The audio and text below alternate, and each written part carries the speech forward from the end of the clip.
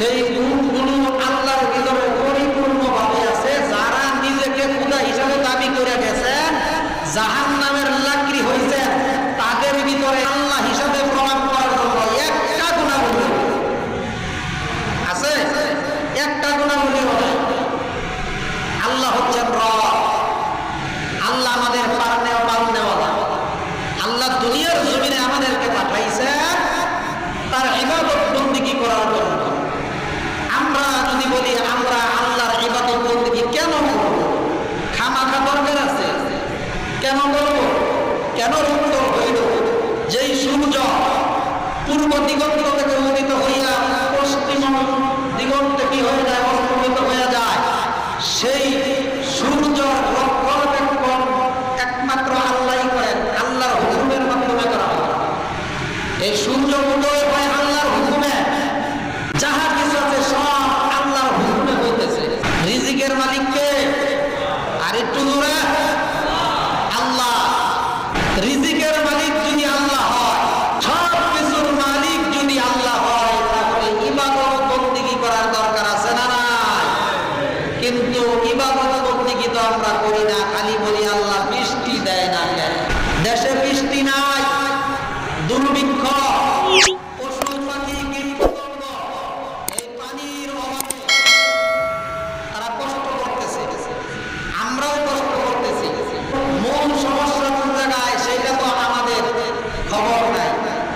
আমরা বলি আল্লাহ বৃষ্টি দেয় না কে, কারণ কি? আল্লাহর ইবাদত বন্দেগী আমরা করি না, আল্লাহর কাজ করি না, সেই জন্য আমাদেরকে আল্লাহ পরীক্ষা করতেছে।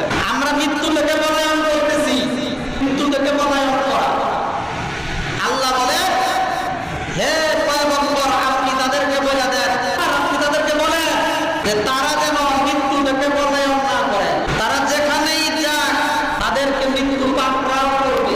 আমি আল্লাহ সমস্ত গোপন এবং প্রকাশ্য বিষয় সম্পর্কে জানি, এবং তোমরা কি কে কোথায় কি করেছ তোমাদের আমল সম্পর্কে তোমাদেরকে জানানো হবে।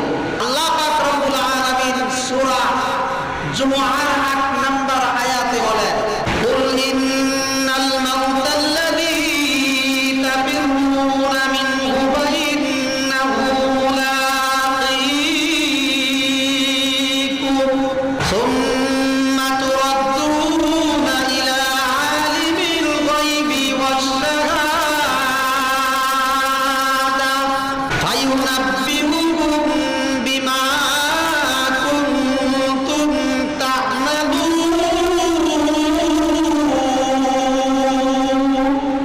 আল্লাহ পাক রব্বুল আলামিন তার হাবিবকে বলেন, হে আমার বন্ধু, আপনার উম্মতদেরকে জানাইয়া দেন তারা যেন মৃত্যু থেকে পলায়ন না করে, কারণ তারা যেখানেই পলায়ন করুক না কেন তাদেরকে মৃত্যু পাকড়াও করবে, আজরাইল তাদের সাথে দেখা করবে।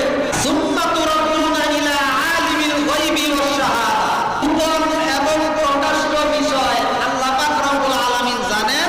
ফায়ুনাব্বিউকুম বিমা কুনতুম তা'মালুন, এবং সব কিছু তোমাদেরকে কি করা হবে, তোমাদের আমল সম্পর্কে জানানো হবে।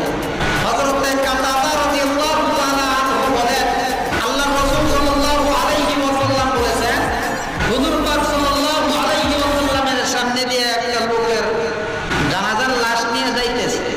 আল্লাহর রাসূল সাল্লাল্লাহু আলাইহি ওয়াসাল্লাম বলেন, কথাগুলো মনোযোগ দিয়ে শুনবেন, যে যেই লোকটা মারা গেছে, হয় এই লোকটা আরাম পাইয়া গেছে, আর না হয় তার প্রতিবেশী যারা আছে এই লোক মারা যাওয়ার কারণে তারা আরাম পাইয়া গেছে।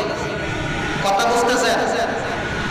যেই লোক মারা গেছে, হয়তো এই লোক নিজেই মারা যাইয়া আরাম পাইয়া গেছে, আর না হয় যিনি মারা গেছেন যেই সমাজে বসবাস করত, যাদের সাথে চলাফেরা করত, এই লোক মারা যাওয়ার কারণে তারা আরাম পাইছে।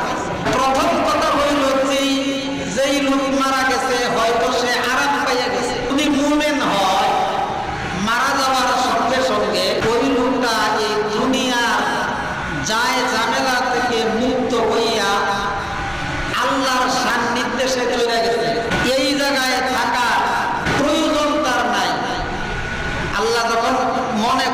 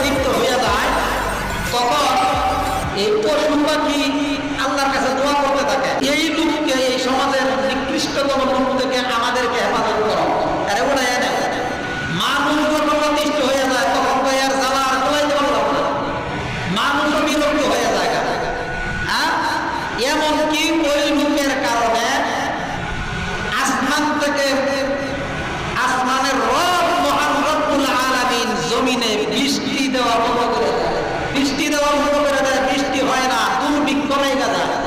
আল্লাহ এমন রব, আল্লাহ গফুর রহিম, আল্লাহ এমন রব, আল্লাহ রিজিক দাতা। আল্লাহু খায়রুর রাযিকিন, শুধু রিজিক দেয় নাই, উত্তম রিজিক দান করেছে। সুবহানাল্লাহ বলে। আমাদেরকে শুধু রিজিক দেয় নাই, উত্তম রিজিক দান করেছে। উত্তম রিজিক কেমনে? কি খাদ্য একজনের জন্য দেহের জন্য ক্ষতিকর, একই খাদ্য আরেকজনের দেহের ভিতরে যাইয়া উপকার, ভিটামিন, স্বাস্থ্যসম্মত। কথা ঠিক না বেটি? একই খাদ্য কারো জন্য শরীর খারাপের কারণ হবে, আবার কারো জন্য স্বাস্থ্যের জন্য উপকার হবে। এই জন্য আল্লাহ শুধু রিজিক বান্দাকে দেয় নাই, আল্লাহু খায়রুর রাযিকিন, বান্দাকে আল্লাহ পাক রব্বুল আলামিন উত্তম রিজিক দান করেছে। সুবহানাল্লাহ।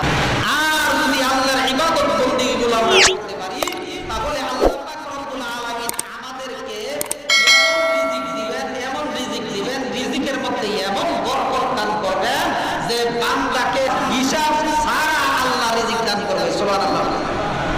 ইন্নাল্লাহা ইয়ারযুকু মান ইয়াশাউ বিগাইরি হিসাব, আল্লাহ পাক রব্বুল আলামিন বান্দাকে অগণিত রিজিক দান করবে। আমরা মৃত্যু থেকে পলায়ন করতেছি কেমনে?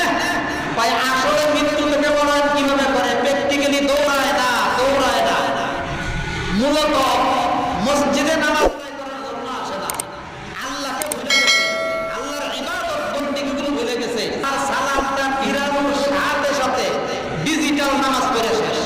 আছে না নাই? শুধু আমাদের মসজিদে না, বাংলাদেশের ভিতরে 3.5 লক্ষ মসজিদ আছে। আমার মনে হয় 3.5 লক্ষ মসজিদের ভিতরে এই পরিবেশ আছে। আছে না নাই? ডিজিটাল নামাজি, ফরজ নামাজ শেষ হওয়ার সাথে সাথে সুন্নতে মুআক্কাদা 4 রাকাত পড়ার খবর নাই। এমন কি খুতবা চলতেছে, খুতবা চলাকালীন অবস্থায়ও নামাজ শেষ। আমরা জুমার নামাজ আদায় করি, আগে খুতবা পরে নামাজ, আগে খুতবা পরে নামাজ। ঈদের নামাজ আগে নামাজ পরে খুতবা, আগে নামাজ পরে খুতবা। কিন্তু এই জুমার নামাজের সময় আমরা যে আগে খুতবা পরে নামাজ পড়ি, এই সিস্টেম আল্লাহর রাসূলের জামানায় ছিল না। আল্লাহু আকবার। যখন নাকি আল্লাহর রাসূল জুমার নামাজ আদায় করছেন মসজিদে নববীতে, নামাজ শেষ করছেন, শেষ করে যখন নাকি খুতবা দেওয়ার জন্য দাঁড়াইছেন, সাহাবায়ে কেরাম হইল আমাদের রোল মডেল, তাদেরকে আমরা অনুসরণ করব, আল্লাহর রাসূলকে অনুসরণ করব।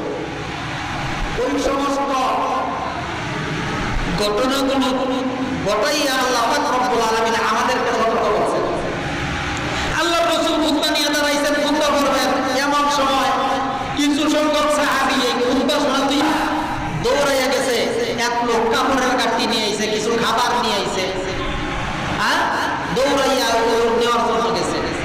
তখন আল্লাহর রাসূল তাদেরকে বুঝাইছেন যে এইভাবে খুতবা করা অবস্থায় দাঁড়ানো রাইখা, যিনি খুতবা করবেন দাঁড়াইবেন, ওনাকে দাঁড়ানো রাইখা কি করা যাবে না? যাওয়া যাবে না। খুতবা শ্রবণ করা ওয়াজিব। আগে হইল খুতবা পরে নামাজ, যেন নামাজ মানে খুতবা রাইখা যেন মুসল্লি যাইতে না পারে। কিন্তু আমরাও করি না, আমরা 4 রাকাত দিয়ে যাই। সাহাবা